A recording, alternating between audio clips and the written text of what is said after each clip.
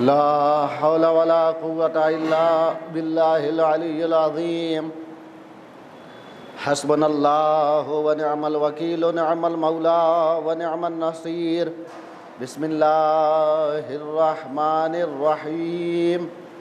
الحمد لله الأول بلا أول كان قبله، والآخر بلا آخر يكون بعده، الذي قصرت عن رؤيته أبصار الناظرين وعجزت عن نعته أوهام الواصفين، الذي ابتدأ بقدرته الخلق ابتداء واخترعهم على مشيته اختراعا، ثم سلك بهم طريق إرادته وبعثهم في سبيل محبته. والصلاة والسلام والتحية والإكرام على صاحب الوقار والسكينة المدفون بأرض المدينة، الذي سمي في السماء بأحمد وفي الأرضين بأبي القاسم محمد.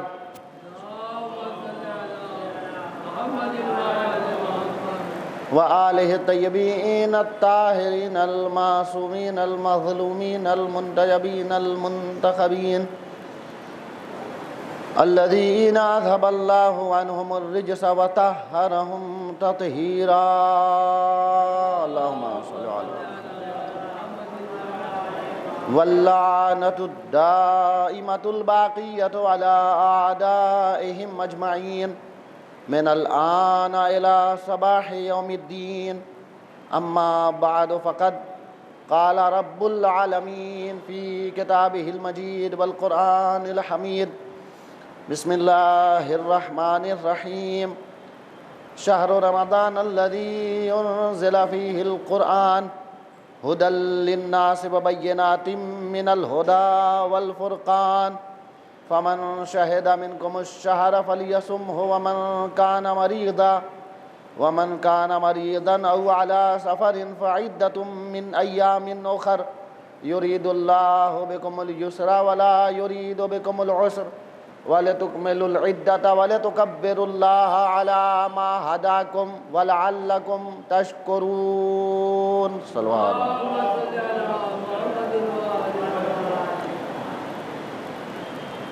ماہ مبارک سیام،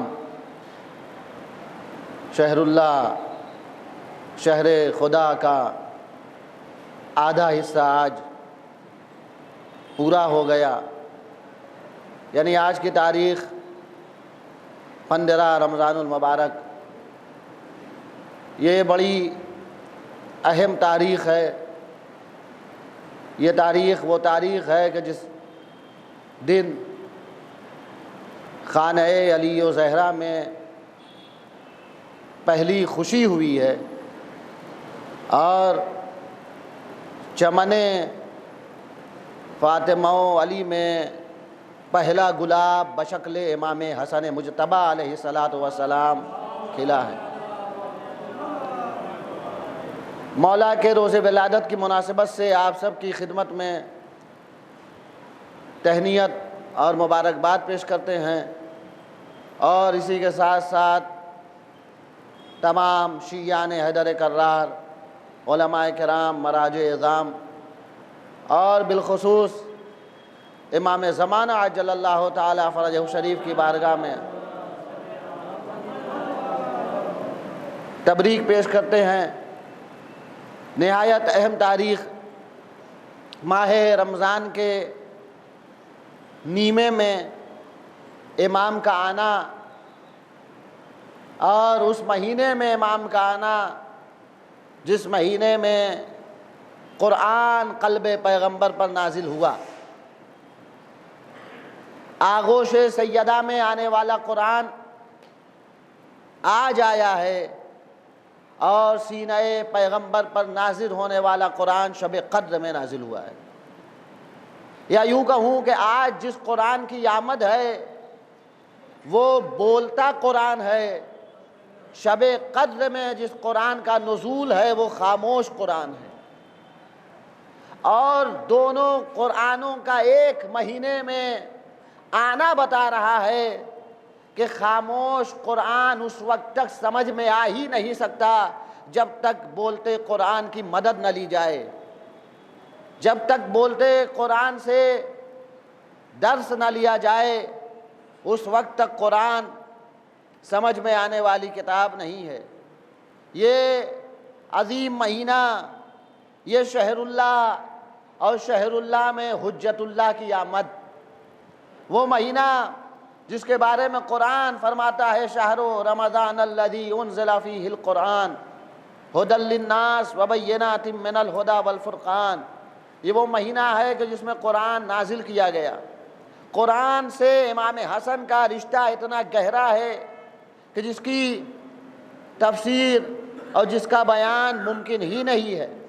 امام حسن جب بھی قرآن کی تلاوت کرتے ہیں اولاً بہت زیادہ تلاوت قرآن کرتے ہیں، کیوں نہ ہو رشتہ امام کا قرآن سے مضبوط، فرد اہل بیت ہیں اور اس مہینے میں تشریف لائے ہیں کہ جس مہینے میں قرآن نازل ہوا ہے۔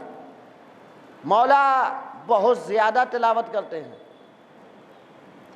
امام کی سیرت کے کئی پہلو ہیں، لیکن چونکہ موضوع ہے قرآن شناسی، مہجوریت قرآن، معرفت قرآن، انس بقرآن، لہذا امام کی زندگی سے وہ پہلو جو قرآن سے انسیت کا پہلو ہے، جو قرآن سے محبت کا پہلو ہے، جو قرآن سے قربت کا پہلو ہے، وہ پیش کرنا چاہتا ہوں تاکہ ہم امام کی زندگی سے درس لیں اور قرآن سے مانوس ہوں، قرآن سے انس پیدا کریں، اہل بیت سے قریب ہوں اور اہل بیت کے ساتھ ساتھ قرآن سے بھی قریب ہوں۔ ہمارے امام کے بارے میں روایتوں میں ہے کہ امام حسن بہت زیادہ تلاوت کرتے تھے، کثیر التلاوت، اور صرف تلاوت نہیں کرتے تھے، جہاں مومنین سے اللہ مخاطب ہوتا تھا یا ایھا الذین آمنو کہہ کر، قرآن مجید میں مختلف مقامات پر یا ایھا الذین آمنو، یا ایھا الذین آمنو، یا ایھا الذین آمنوا اتقوا اللہ وکونوا مع الصادقین، یا ایھا الذین آمنوا ارکعوا واسجدوا واعبدوا ربکم وافعلوا الخیر لعلکم تفلحون، یا ایھا الذین آمنوا قوا انفسکم واہلیکم نارا۔ مختلف مقامات پر یا ایھا الذین آمنوا کی تعبیر آئی ہے۔ روایت کہتی ہے دوران تلاوت جہاں جہاں یا ایھا الذین آمنوا آتا تھا، ہمارے امام ٹھہر کے کہتے تھے لبیک لبیک اللہم لبیک۔ پکارنے والا پکار رہا ہے یا ایھا الذین آمنوا، اے صاحبان ایمان، امام لبیک کہہ رہے ہیں۔ یہ کیسے ہو سکتا ہے کہ خدا پکارے اور حجت اللہ لبیک نہ کہے؟ خدا پکارے اور خدا کے خاص بندے لبیک نہ کہیں، لبیک لبیک اللہم لبیک۔ امام خوش لہن تھے، خوش صدا تھے۔ یوں تو ہر امام خوش لہن ہوتا ہے، خوش صدا ہوتا ہے۔ امام جب تلاوت کرتے تھے تو چلنے والے رک کر امام کی تلاوت سماعت کرتے تھے، امام کی تلاوت سنا کرتے تھے۔ امام جب بھی بستر استراحت و خواب پر جاتے تھے تو سورہ کہف کی تلاوت کر کے جاتے تھے۔ امام روزانہ کا معمول تھا کہ سورہ کہف کی تلاوت کر کے جا رہے ہیں۔ یہ وہی سورہ ہے جو سورہ سر نیزہ امام حسین نے جس کی تلاوت کی ہے۔ امام حسین جس سے کوئی انسان غافل نہیں ہے، پوری کائنات امام حسین کو پہچانتی ہے، مظلومیت کی جہت سے ہی صحیح لیکن پہچانتی ہے۔ وہ امام جنہیں امام حسین کہا جاتا ہے، وہ اس امام کا اتنا، وہ اس امام کا، امام حسن کا اتنا احترام کرتے تھے۔ لکھا ہے ما تکلم الحسین بین یدی الحسن عظام اللہ۔ امام حسین اپنے بھائی حسن کے سامنے کبھی کلام نہیں کرتے تھے، صرف احترام حسن میں، اس لیے کہ یہ امام ہیں۔ تو وہ حسین جو نوک نیزہ سے تلاوت قرآن کر رہے ہیں، صرف یہ تلاوت حسین سے مخصوص نہیں ہے، حسین کے بڑے بھائی کا نام حسن ہے۔ اگر یہ موقع امام حسن کو بھی فراہم ہوتا، چونکہ ان کی رگوں میں بھی شیر فاطمہ ہے، ان کی رگوں میں بھی خون علی ہے، یہ بھی تلاوت نوک نیزہ سے کرتے ہیں۔ ان کی رگوں میں بھی علی و زہرا کا پاک لہو ہے۔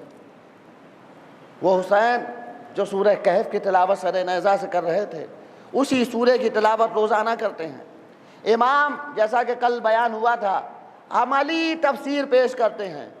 زبانی تفسیر تو ہر کس و ناکس پیش کرتا ہے، جو مفسر قرآن ہے زبانی تفسیر پیش کر رہا ہے، جو عالم قرآن ہے زبانی تفسیر پیش کر رہا ہے، لیکن عملی مفسر کا نام حسن ہے۔ امام حسن زبانی تفسیر بھی پیش کرتے تھے، مفسر بے زبان بھی ہیں، مفسر بے عمل بھی ہیں۔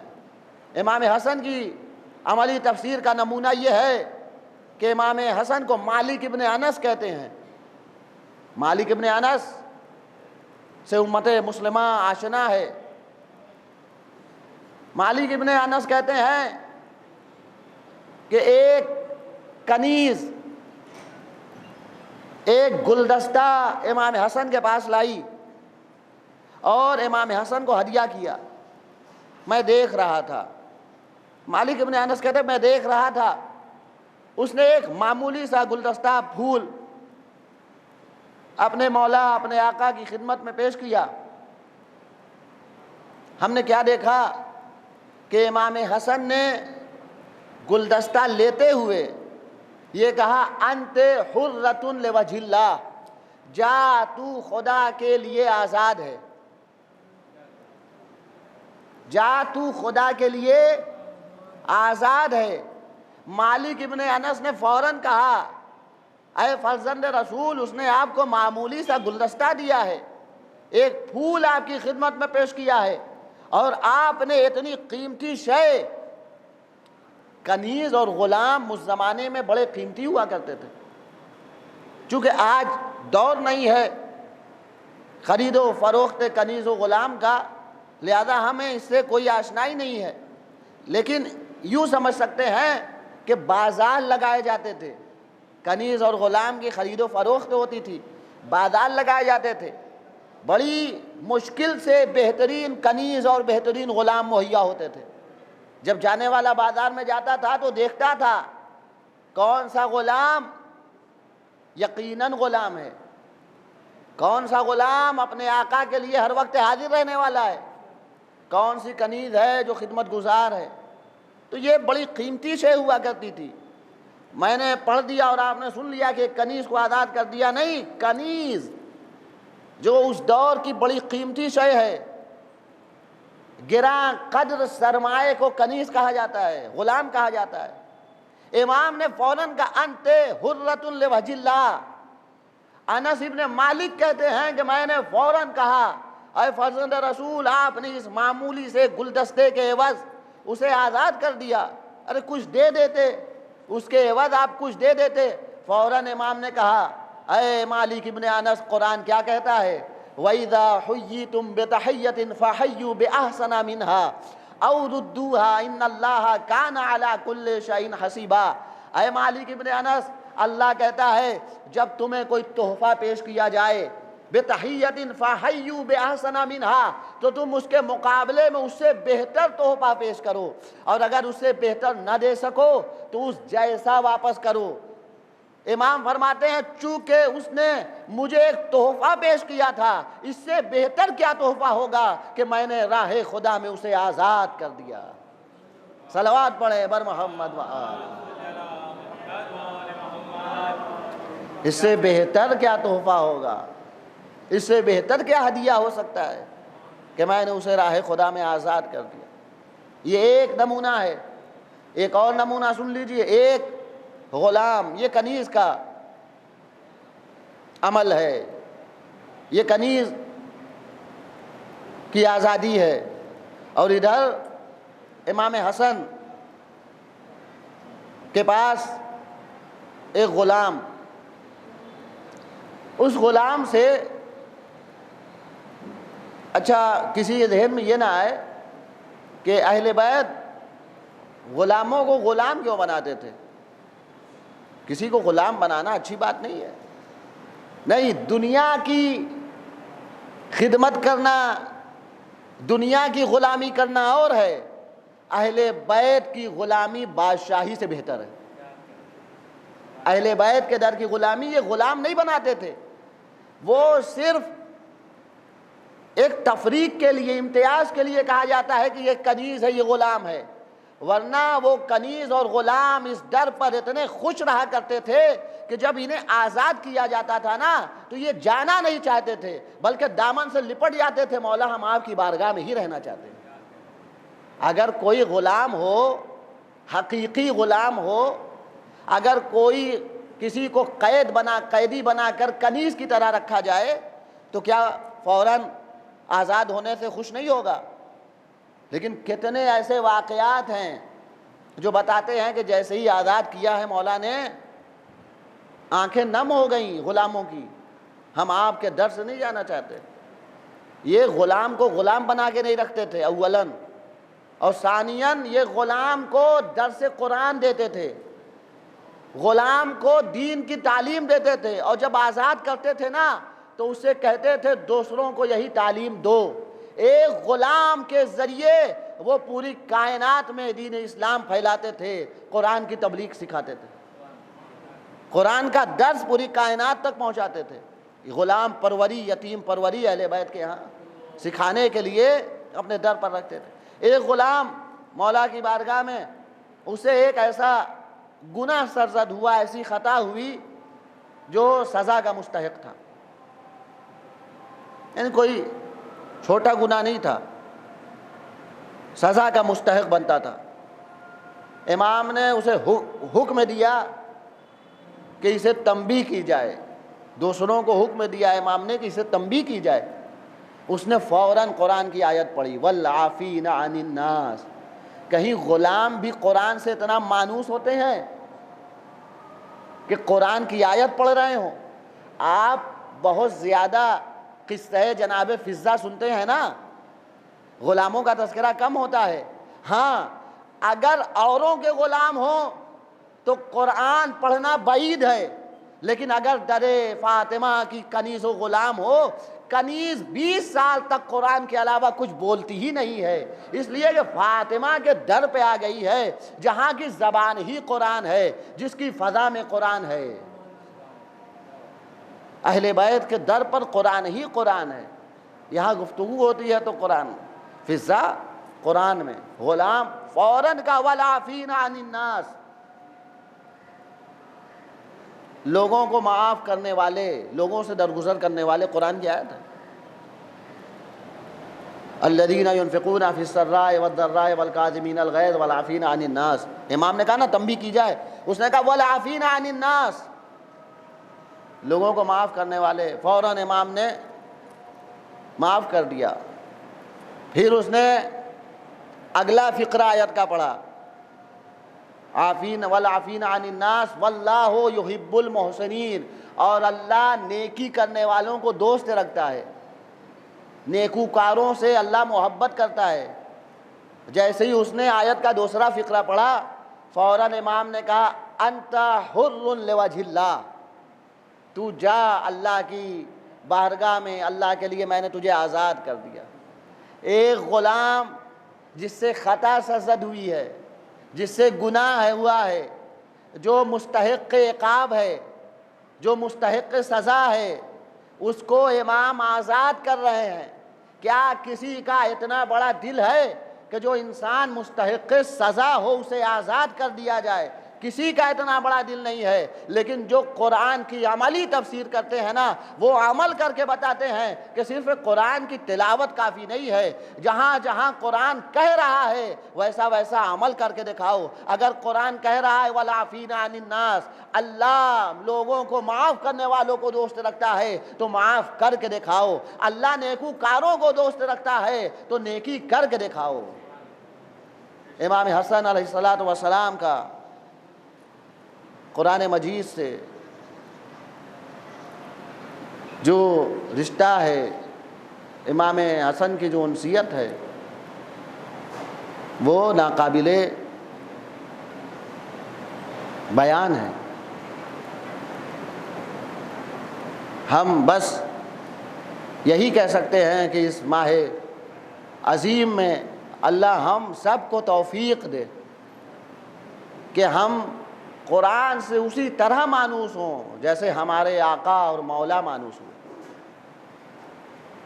قرآن میں جتنی اہل بیت کی شان میں آیتیں ہیں، ہر آیت میں امام حسن کا شمول ہے۔ سورہ کوثر کے مردوں میں پہلے مصداق امام حسن ہے، اِنَّا أَعْطَيْنَاكَ الْكَوْثَرَ، مردوں کے پہلے مصداق امام حسن۔ وَيُطْعِمُونَ الطَّعَامَ عَلَىٰ حُبِّهِ مِسْكِينًا وَيَتِيمًا وَأَسِيرًا میں امام حسن شامل ہیں۔ آیہ تطہیر میں انما یرید اللہ، امام حسن زیر چادر ہیں۔ آیہ مباہلہ میں ابناءنا کی منزل میں امام حسن جا رہے ہیں۔ امام حسن 7 سال کی عمر ہے جب اپنے نانا سے وحی قرآن سنتے ہیں مسجد میں، اور گھر تشریف لاتے ہیں تو منو ان بے عین ہی وہی قرآن اپنی والدہ کو سناتے ہیں۔ اپنے بابا کی، اپنے نانا کی آغوش میں ہیں۔ مورخین نے لکھا اپنے نانا اور بابا کی آغوش میں بیٹھے ہوئے لوح قرآن کا مطالعہ کرتے ہیں۔ بچپن کا یہ عالم ہے، کمسنی کا یہ عالم ہے۔ جب کمسنی کا یہ عالم ہے تو پوری زندگی کیا جلوہ رہا ہوگا امام حسن کا۔ امام حسن کی صلح بھی قرآن کا عملی نمونہ ہے۔ چونکہ دامن وقت محدود ہے، لہذا بس دعا کے ذریعے حسن ختام کرتے ہیں۔ اللہ ہم سب کو ویسے ہی قرآن سے محبت کرنے کی توفیق عنایت فرمائے جیسے امام حسن محبت کرتے تھے۔ اور میرے پروردگار محمد و آل محمد کا واسطہ ہم سب کو قرآن پر عمل کرنے کی توفیق عطا فرمائے۔ بار الہ کریم آل محمد حضرت امام حسن کا واسطہ ہم سب کے گناہوں کو درگزر فرما۔ بار الہ محمد و آل محمد کا واسطہ دنیا کے تمام ظالموں کو نیست و نابود فرما۔ بار الہ روز عید ہے، بار الہ روز ولادت حجت خدا ہے۔ بار الہ اس روز عید پر ہم سب کی دعا ہے، ہم سب کا دل مغموم ہے، رنجیدہ ہے، ایران کو فتح و کامرانی عطا فرما۔ بار الہ محمد و آل محمد کا واسطہ تمام مظلوموں کی حفاظت فرما۔ بار الہ محمد و آل محمد کا واسطہ تمام شیعان حیدر کرار کی جان مال عزت و آبرو کی حفاظت فرما۔ بار الہ جس کریم کا روز ولادت ہے اس کریم کی قبر بے سایہ ہے۔ اے میرے پروردگار جنت البقیع کی تعمیر کے اسباب فراہم فرما۔ بار الہ ہم سب کو امام حسن کی زیارت سے مشرف فرما۔ بار الہ امام زمانہ کے ظہور میں تعجیل فرما۔ جو مریض ہیں ان سب کو شفا کامل و عاجل عطا فرما۔ بار الہ جن لوگوں نے دعا کی گزارش کی ہے کریم آل محمد کے طفیل، ان سب کی دلی حاجات کو مستجاب فرما۔ ایک بار پھر دعا ہے امام زمانہ کے ظہور میں تعجیل فرما، ان کے اعوان و انصار میں ہم کو شمار فرما۔ ربنا تقبل منا انک انت السمیع العلیم۔ اللہم صلی علی محمد و آل محمد۔ بسم اللہ الرحمن الرحیم۔ ان اللہ و ملائکتہ یصلون علی النبی یا ایہا الذین آمنوا صلوا علیہ وسلموا تسلیما۔ اللہم صلی علی محمد و آل محمد۔ امام حسن کی خوشنودی کے لیے، ایران کی اور تمام مظلوموں کی فتح و نصرت کے لیے، اور رہبر معظم کی ترویع روح کے لیے، تمام شہداء کی ترویع روح کے لیے 3 مرتبہ مل جل کر جتنی آپ کے دل میں امام حسن کی ولادت کی خوشی ہے اور تمنائے ظہور امام ہے اتنی بلند آواز سے صلوات پڑھو۔ اللہم صلی علی محمد و آل محمد۔ اللہم صلی علی محمد و آل محمد۔ اللہم صلی علی محمد و آل محمد وعجل فرجہم۔